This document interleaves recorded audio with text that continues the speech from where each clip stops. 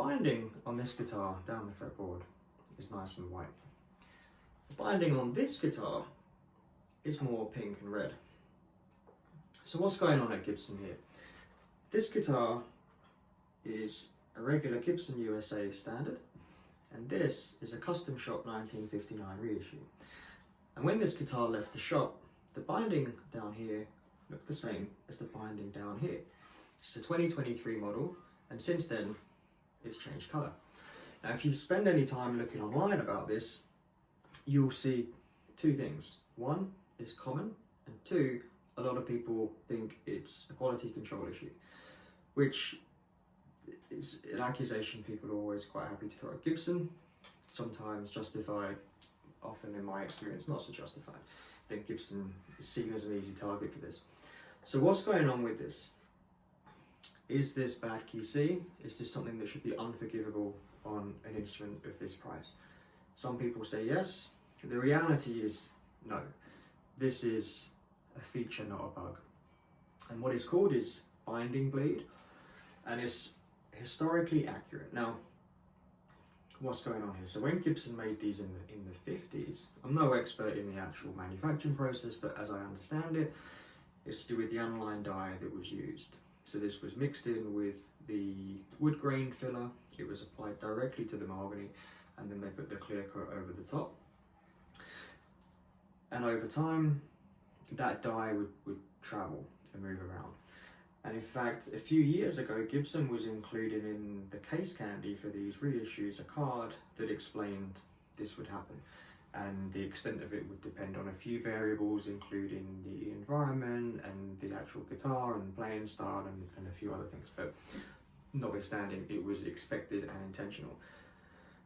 Now the reason for it is because that's how it was done originally. Now there's a irony to it that it probably wasn't intentional originally. Now when these guitars rolled off the factory line in the late 50s, people probably didn't really expect and probably didn't want them to change colour over time. But all the different bursts we have nowadays, the tobacco burst, lemon burst, honey burst, they started off as sunbursts, pretty similar to this, and over time they faded. And a lot of that was directly related to how much sunlight they had. So you've got the famous Red Eye Les Paul, which is now owned by Chase and Isbell. It's called Red Eye because it's still red around here, because it was hanging in the shop window, the price tag was covering this area, and so that area stayed quite red while the rest of it faded. This probably wasn't intended, probably wasn't foreseen, and it doesn't really happen as much nowadays on other guitars because they've changed the process. With the custom shops, these are designed to be reissues, so as much as possible they are recreating the same process from the 50s. And that's what people want. So Gibson often finds itself caught between a rock and a hard place where it's kind of damned if it does and damned if it doesn't. So what's happened with these is these guitars started off with the binding bleed. Then people started to complain they didn't want binding bleed. They wanted the binding to stay looking as it looked when they bought it. So Gibson did that, and for a while I had, you can see it in other videos on this channel, I believe, a 2011 58 Les Paul reissue. And that didn't have the binding bleed. The binding on that guitar was nice and white, the same as it is on this guitar.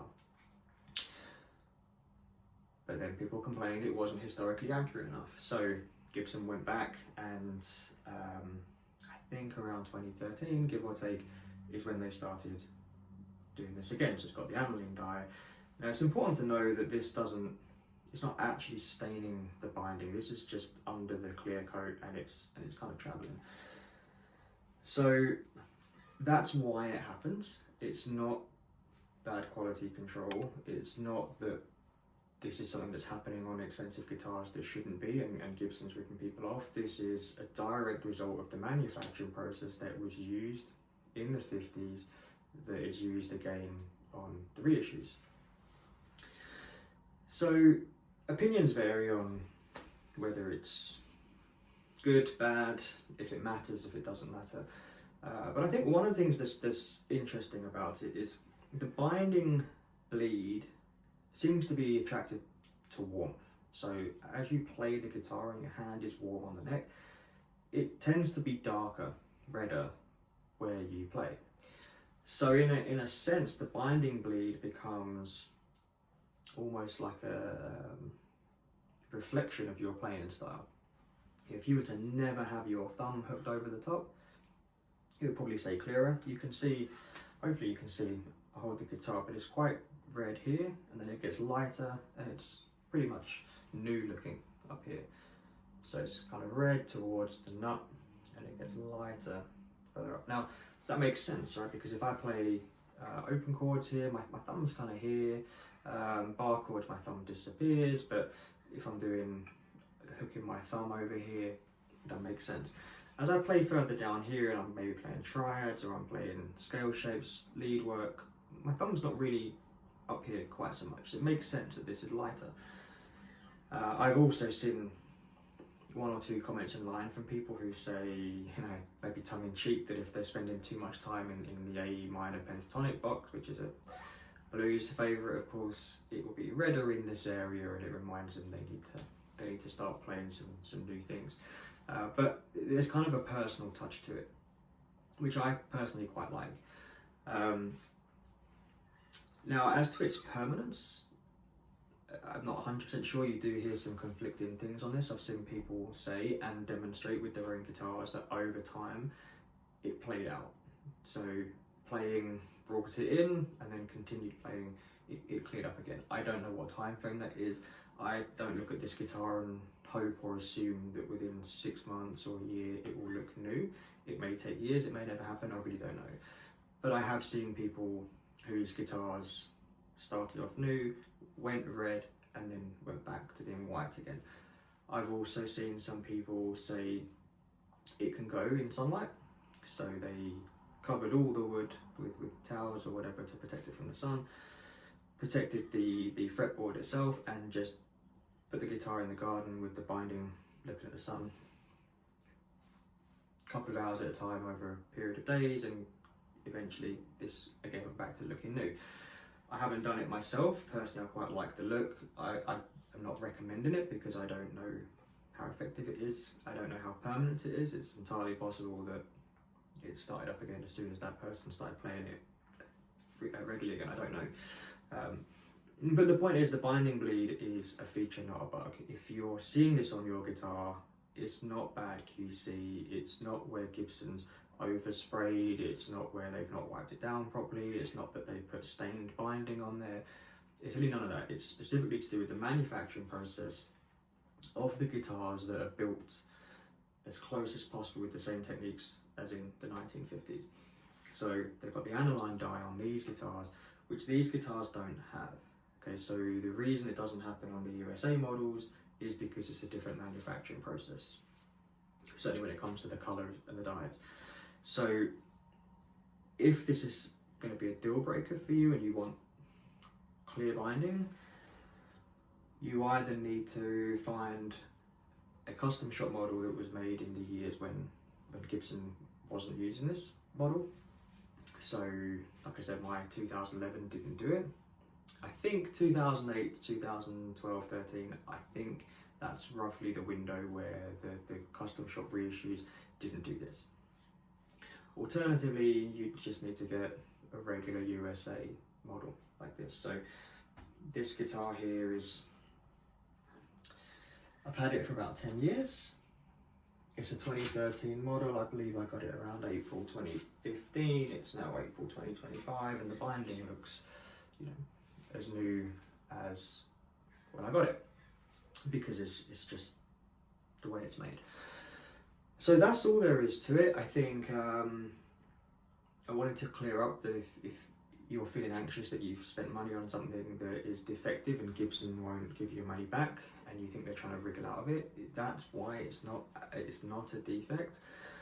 They don't seem to, or certainly my case didn't come with the card that explained that process anymore. Mine came with a Murphy Lab card that explained the aged models, the finish is more brittle and more prone to flaking.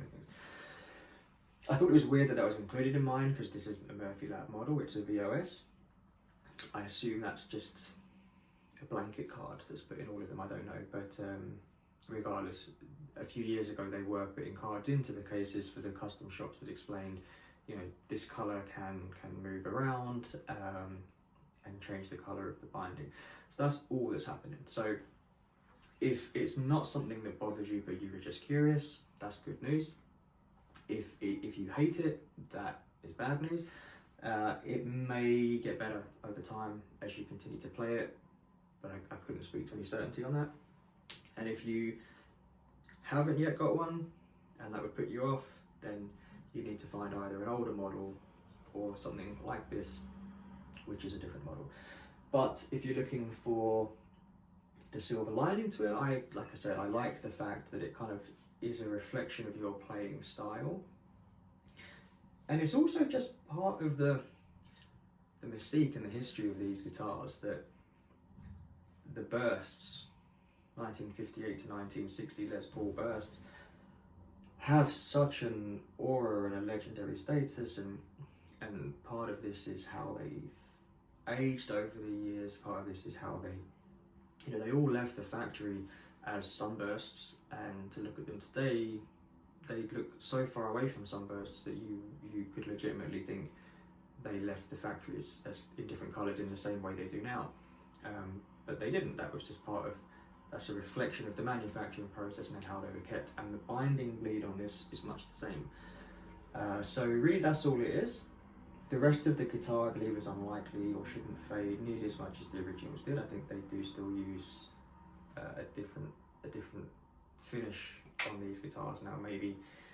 Maybe there's an argument that they shouldn't do that. If the binding bleed is on there to be historically accurate, everything should to do with the finish should be historically accurate. Maybe that's a valid argument.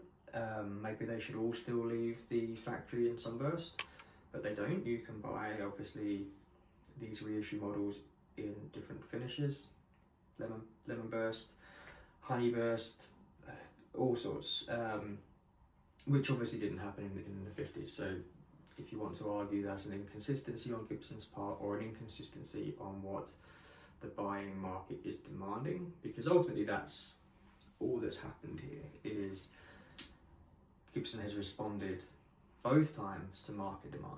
The people the first time said, we don't want this binding bleed, we want the guitar to look the same as it did when I bought it in the future. And then more people complained about that and it not being historically accurate, so the binding bleed is back.